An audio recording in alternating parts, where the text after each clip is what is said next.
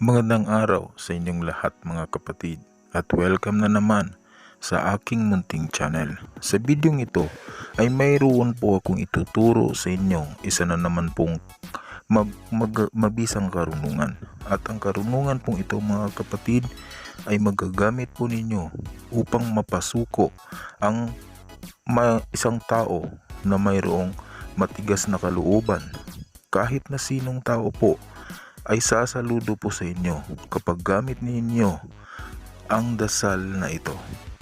Pero bago po ang lahat, kung ngayon ka palang napadaan sa ating munting channel ay mag-subscribe ka na at pindutin ang inyong notification bell. Isa sa mga karunungan na akin pong nais ipaggamit sa inyo araw-araw ay ang karunungan sa pangpasuko ng matigas na kalooban ng isang tao.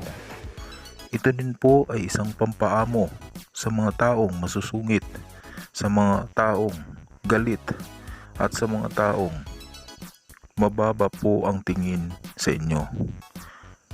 Kailangan po na inyo po itong uusalin sa umaga bago kayo umalis ng inyong bahay, nang sa ganoon lahat po ng mga tao na inyong makasasalamuha ay aamo po o susuko sa inyo.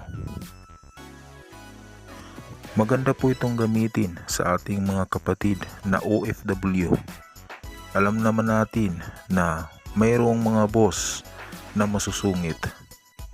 Pinapagalitan kayo kahit wala naman kayong nagawang kasalanan. Hindi po natin maiiwasan yan, sapagkat iba-iba po ang ugali ng mga ibang lahi. Kaya naman, nais kong ipagamit sa inyo ang mabisang karunungan pong ito, nang sa ganoon ay hindi po kayo pagmalupitan ng inyong amo. Lahat po ng inyong makakasalamuha ay susuko po ang kanilang matigas na damdamin sa inyo. Pagkagising po ninyo sa umaga ay inyo pong uusalin ang karunungan ito. Ganito po ang pamamaraan.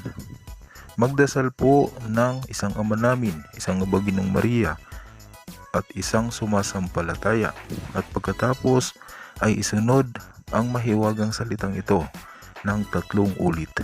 Pagkatapos ay hipan po ang inyong dibdib. Sa pamamagitan po ng paggawa ninyo ay buong araw po na gagana sa inyo ang bisa ng orasyong ito. Lahat po ng taong inyong makakasalamuha o makakaharap ay susuko ang kanilang matigas na damdamin. Ito ang mahiwagang salita na inyong gagamitin. Salvame igusum sanctum Christum, igusum saludartum baras ni Senior Santos, igusum sanctum Espiritu, igusum il mundo justicia, bibat bibium Domini, Amen. Yan po ang mahiwagang salita mga kapatid na inyong uusalin.